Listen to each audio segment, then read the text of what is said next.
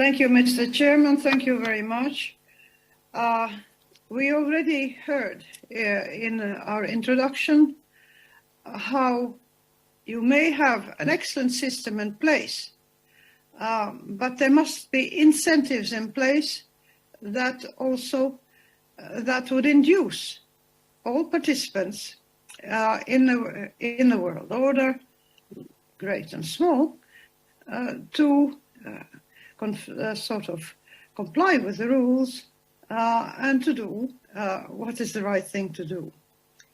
What has struck me during the past 2 years, since we have the pandemic, is that within a great number of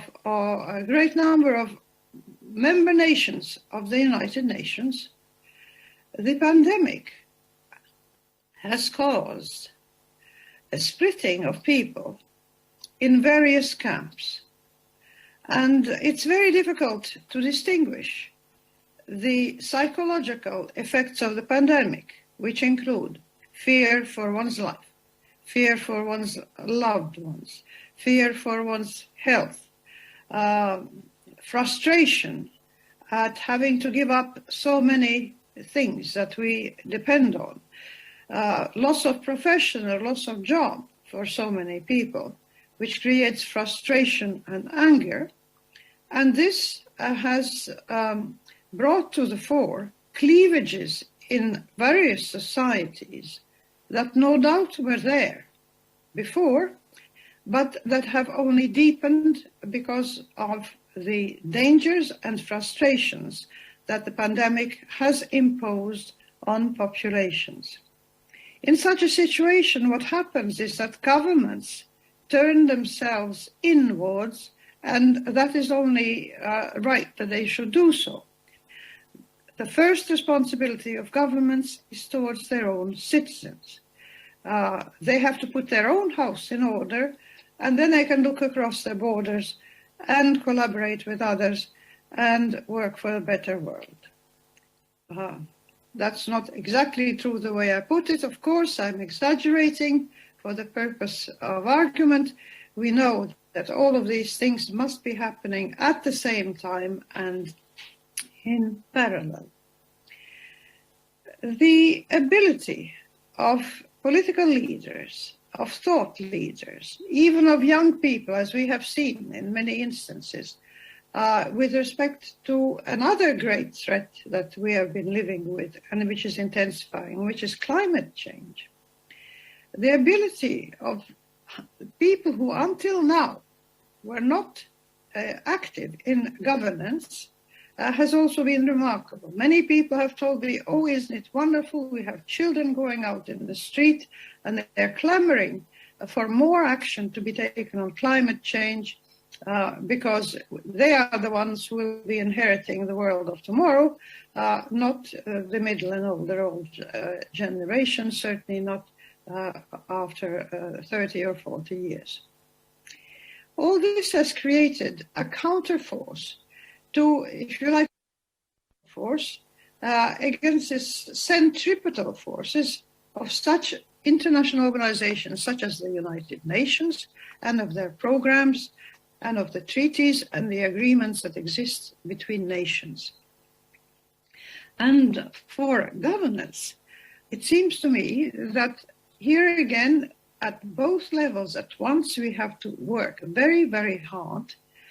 First, to keep calm within each country, reassure citizens, look after their health, improve ventilation and accessibility of oxygen in hospitals and so on. Very concrete, very specific, very, you might say, practical things, but they're life and death things.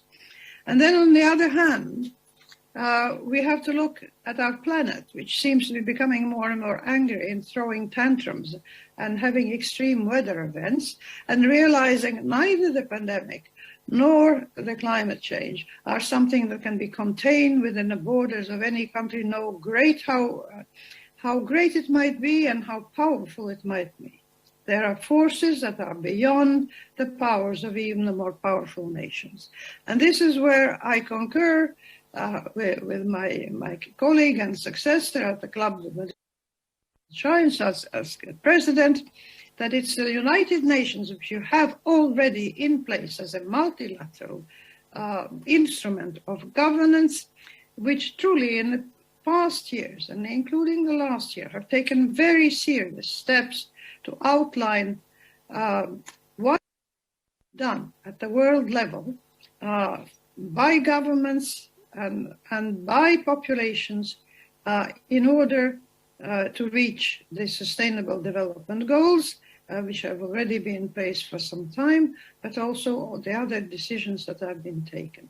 And it seems to me that civil society and non-governmental organizations, such as, for instance, the World Leadership Alliance of former leaders, we have a job to do to both, on the one hand, encourage our governments to continue on the path that is clearly necessary for improving governance worldwide, but also to convince our own citizens of the good foundations, the good reasons for what our governments are doing, and also, obviously, improving understanding between nations to avoid out-and-out armed conflicts such as are obviously appearing in certain parts of the world. And that is the last thing we need.